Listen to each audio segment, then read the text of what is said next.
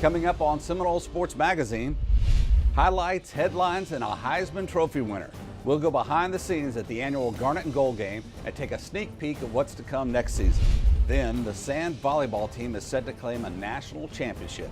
We'll profile two top-ranked Seminoles as they prepare to battle for that national title. Also, senior softball player Morgan Bullock's emotional story of loss, love, and legacy. And an international profile on women's golfer Malin Jansen's journey from Sweden to Florida State. These stories and more on Seminole Sports Magazine, presented by AT&T. Hello everyone, I'm Rob Wilson. Football is currently in the off-season, but that doesn't mean the players are taking it easy. The team recently completed spring practice in preparation of a tough 2013 fall schedule.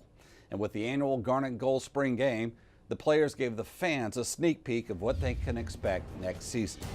Chelsea Rife was there, and she fills us in on what the Seminoles have in store.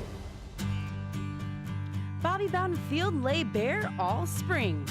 No hash marks, no painted sidelines, no war paint. But that all changed for one special game.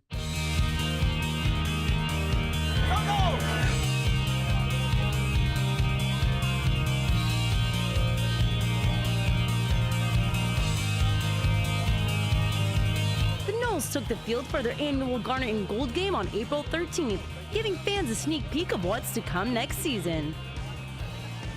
I love being able to see all the new talent for next year and kind of seeing how next year's season's going to be, so it's always fun.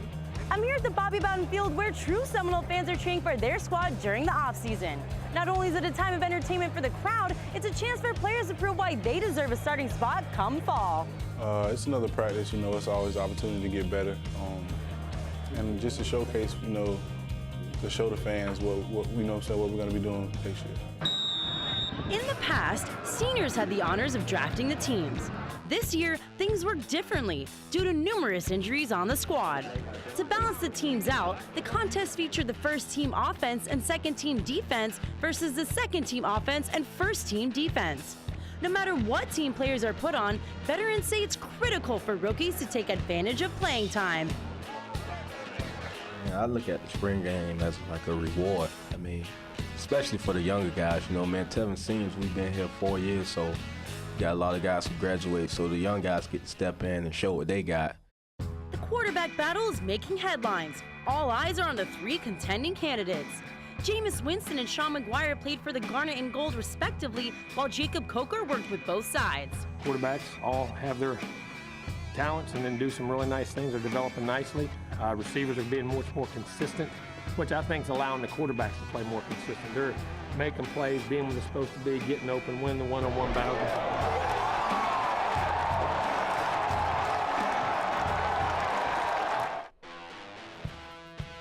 Winston is a double threat, excelling in football and baseball. Coker and McGuire are both worthy contenders. The heat is on for each guy to deliver, and they know a starting spot won't come easy.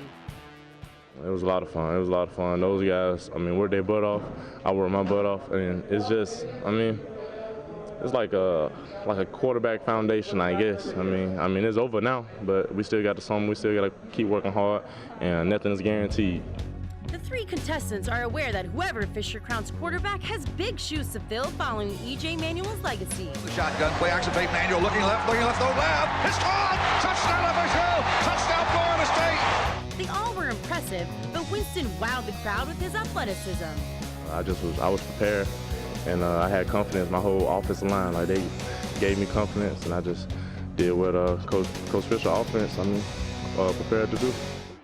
On the other side, Fisher and defensive coordinator Coach Pruitt plan to reveal an attack-style defense that will make opposing offensive coordinators lose sleep. We're loving the new defensive scheme. Coach Pruitt, he's doing a good job, and we're pretty excited about this season, so we're going to take it from there. While the spotlight was on the trio of quarterbacks, alumni who returned to the sidelines were causing a commotion as well. We're here on the Bobby Bowden Field with Charlie Ward. What's it like being back on your home turf?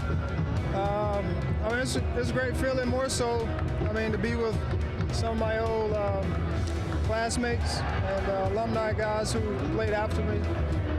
But it's great to be able to come back and be a part of Seminole tradition.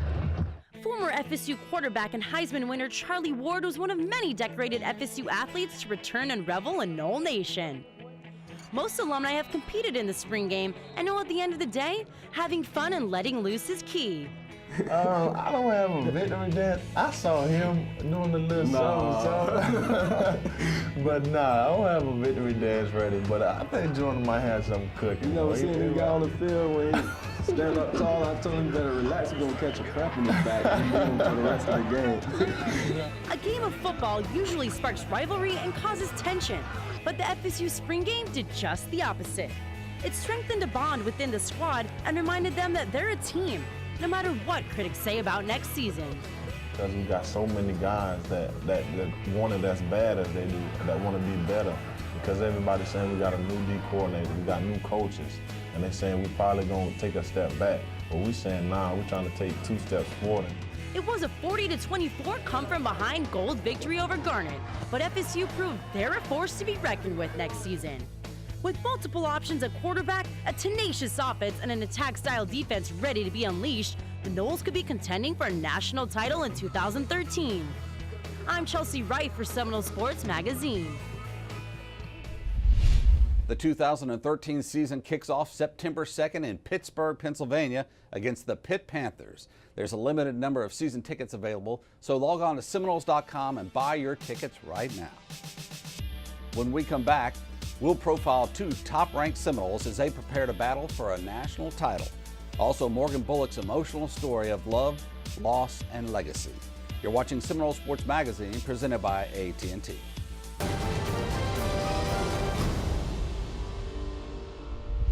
FSU has 2 of the top-ranked sand volleyball players in the nation. They've helped make Florida State a competitor for the national title, but the 2 players are adjusting to new partners this season. Although adjusting to new partners can be challenging, Annikas Story tells us they haven't skipped a beat.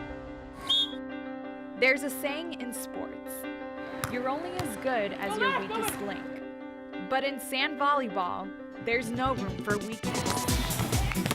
FSU has some of the top sand volleyball players in the country. The women are paired up and play 2-on-2 games until only one team is standing. With just 2 players on the sand, chemistry is everything. The set, the shot, the players have to trust each other completely. It's a fact Aurora Davis and Fatma Yildirim know well. Fatma is Aurora's new partner, and although they're adjusting to one another's styles, Aurora and Fatma are the #1 team in sand volleyball for FSU. Our new partner, she's amazing. She's All-American indoor and really nice. Like, I don't know, just fun. Like, we joke around and stuff, and like, she's really competitive and just an awesome player. But she's always so positive. Like, whenever we're down, she always says, it's okay, like, we'll get the next point. She's like always encouraging me, and I really didn't have a hard time with her at all. Aurora and Fatma have only been playing together for 4 months. Fatma is a power player, while Aurora excels in chasing down balls and setting up kill shots. The duo spends hours in the sand getting a feel for how each other plays. They also spend hours away from practice and learn what makes each other tick. She always believes that that we can win, which I love because I'm the same way. And if she makes a mistake, she's like, I got it. Jace Pardon and Maria Milosavic are also new partners this season. On the sand, Maria is a strong blocker while Jace serves as defense and can be found everywhere on the court. Although Jace has been to championships, she never allows defeat to bring her partner down. Just because she's such a great player, just when I see her kind of break down a little bit because she's not doing as good as she normally does, I've tried to encourage her and tell her that she's fine. We always talk about our game in the hotel room after the game. When we win, when we lose, we talk about things that we do right, that we do wrong, and then I try to ask her, how can I help you more in the game? And then she asks me the same thing. So we try to work it out a lot on the court, but off the court as well. Maria is from Serbia and is Jace's second international partner. Their easygoing attitudes connect them and make them an unshakable tandem. I think we help each other to fire up in the game, to go for it every ball. She helps me okay, go. If I mess something up, she's like, okay, just don't worry about it. You'll do great in the next point.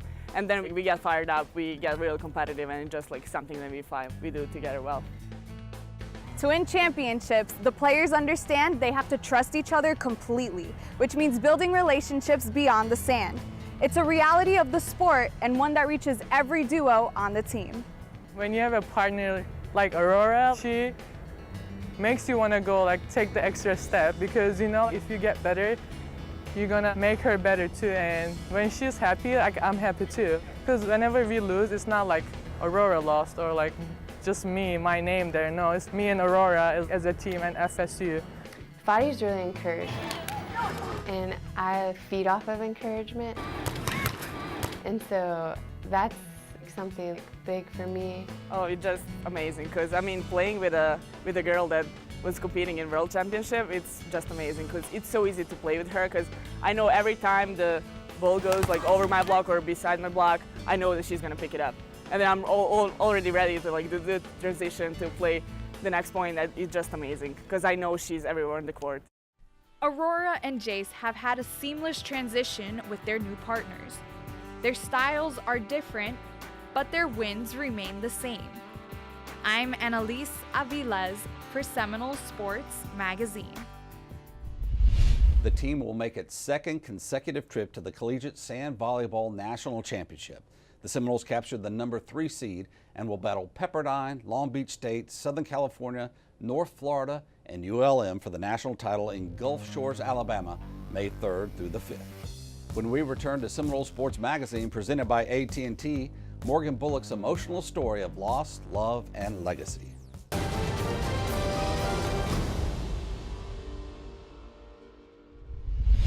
Growing up together, siblings develop strong emotional bonds, including love, hostility, and support. Heather Biltock had a chance to talk to Morgan Bullock about her younger brother Jacob and the relationship they shared that was ended just 3 years ago. Side by side, year after year, through the good times and the bad, siblings are family connected by blood, but are emotionally bonded by love. Florida State senior outfielder Morgan Bullock grew up an older sister to brother Jacob, a relationship now built only from memories. And then I just will always remember that morning, waking up. I woke up really early so I could get back in a decent amount of time. And I was leaving, and my mom was like, do you want to, give Jacob a hug, wake him up? I was like, nah, I won't wake him up. I'll just see him when I come back, or like, I'll see him when he comes to the games this season. And I just remember like that moment, just looking at the door, looking at his door, and just being like, nah, it's okay. And so, I don't know, I think that's what hurts. One last kiss, one last hug. Things seemed normal. There were no warnings of what was to come later that week. 2 teenage boys are dead tonight after falling through the ice of a neighborhood pond. On January 9th, 2010, 14-year-old Jacob Bullock and his cousin Marvins Mathurin were playing on an iced-over lake in Atlanta, Georgia. Jacob and Marvins went to the frozen lake at their subdivision that Saturday afternoon. Their friend Alex Paul and Jacob were walking to the shore to leave the lake when they heard Marvins calling from behind them. He had fallen through the broken ice. Jacob and Alex turned around to help Marvins. While walking back, the ice broke from underneath them. Alex struggled but made it back to shore. Jacob and Marvins disappeared under the water, later to be brought back to shore by a team of firefighters but pronounced dead on the scene. Jacob died a hero. My mom called, and she was like, are you sitting down? And she just kind of told me what happened, that he had made it. And at that moment, I just dropped the phone. I don't know, this feeling of just disbelief and discomfort and can't even explain the feeling that it was. Can't put it into words, but it was just really surreal. I was just numb. Immediately, Morgan drove back home. This would be the last drive Morgan would take to Atlanta to see her little brother.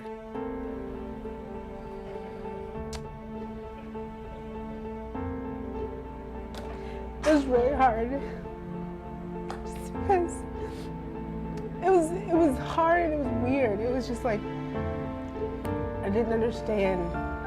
Like I said, I just didn't know what to think. I didn't know how to feel. I was just, at the time, you don't realize that this is the last time. You don't realize that the rest of your life, you're not gonna have this person. I don't know, it was indescribable because you know, but you don't know the immensity of that being your last time seeing your sibling. When Morgan returned from Atlanta, she fought the NCAA and their uniform regulations to have a piece of Jacob by her heart at every game. The number 8 sewn onto her jersey, Jacob's middle school football number. It meant a lot because it was really hard, you know, having like the opening weekend or just that whole season looking up and just seeing my parents. It's nice now, or it was nice then, like seeing pictures of me and still seeing the number, and I was like, it's okay. You know, I could look down or touch it and just kind of be okay. Morgan faced a tough freshman season, but has grown year after year. Now in her senior season, she has made a 180-degree turnaround into one of the best years of her life. Not only playing her best season on the field, but having an eventful year off of it.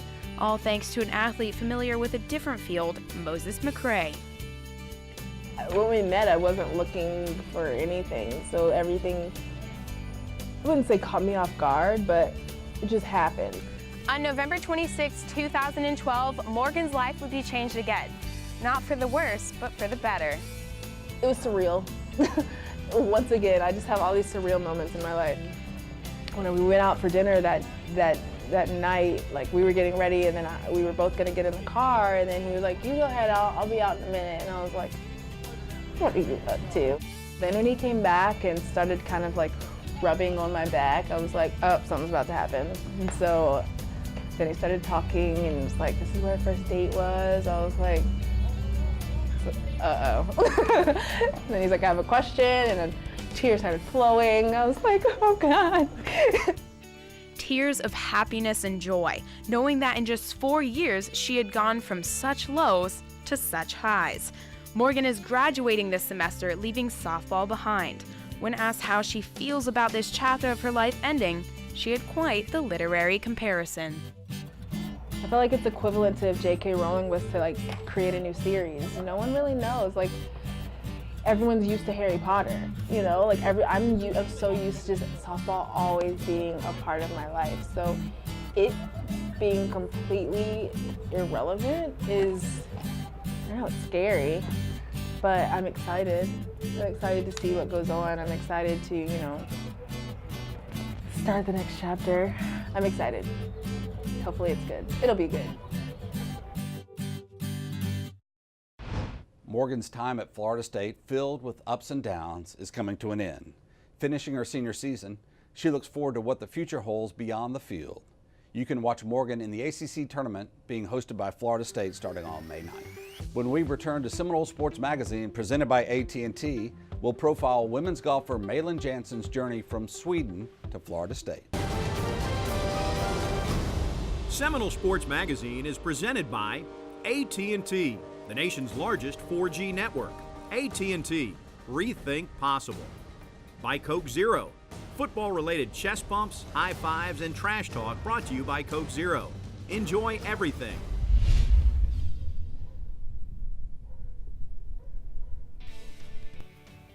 It's a sunny day in April in Tallahassee, and FSU golfer Malin Jansen lines up a putt. Back in her hometown in Sweden, it's near freezing. Just last month, the greens were covered with snow. Before transferring to Florida State, Jansen made a pit stop in West Carolina where she thought she escaped the snow, but apparently she didn't travel far enough. I'm a transfer from West Carolina, and I love the team there and I love the coach there, but it just got to the point that I didn't have the right resources for me to get better. And I just remember waking up one day and it was like still snowing. It was like February and I wanted to be out there practicing. So that's why I decided I had to change school. And then how FSU came about was just, I know they have great practice facilities and a good team and a good coach. Adapting to weather and becoming a Seminole was easy for Jansen to get used to, but there are still some things she's trying to get the swing of. well, first of all, like the language. That's like number one. Like, I just remember like probably like the first year here, it was just like all the words, like thinking in Swedish and then speaking in English and all of that. And then the other big thing is like food. Like fried chicken and I don't know, I don't do that stuff at all. But other than that, I mean, I love the United States and I want to stay here after college too. After making FSU home, Jansen made her mark on the greens. As one of the top leaders, her positive attitude has brought a lot to the team. The best attributes that she brings to this team are her compassion and her dedication. Her dedication to the game and her compassion for her team, her school, and anything else that she is doing. I think she brings just a lot of positives to the team. She always has a good outlook on everything. When Jansen isn't making holes in one or pumping up her team out on the course, Jansen has another passion that she finds time to do with teammates. She's always around to hang out with and go out to dinner, and she keeps everybody on the team grounded and positive. Good, I like it. We have so many great moments every day here. Oh yeah, okay. After spending so much time with teammates and creating memorable moments over dinner, Jansen has been more than just a leader. She leaves behind encouraging words to teammates. I know she likes to think of herself like my mentor because she's older and wiser and says smart things all the time, which I always listen to. For example, I always think about the future too much, and she will say like, Olivia, stay in the present, and give me like a little quote like, put your intentions into actions. Like, this is the quote of the week this week. So I don't know what I'm gonna do without her. Hopefully she can like teach me to be a perfect person before she goes, and I'll be okay next year. Jansen hopes to finish her final season strong and take her team to the ACCs.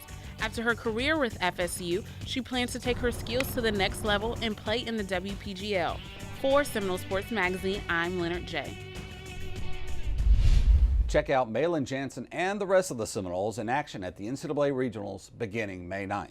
I'm Rob Wilson, and we'll see you next week on Seminole Sports Magazine presented by AT&T.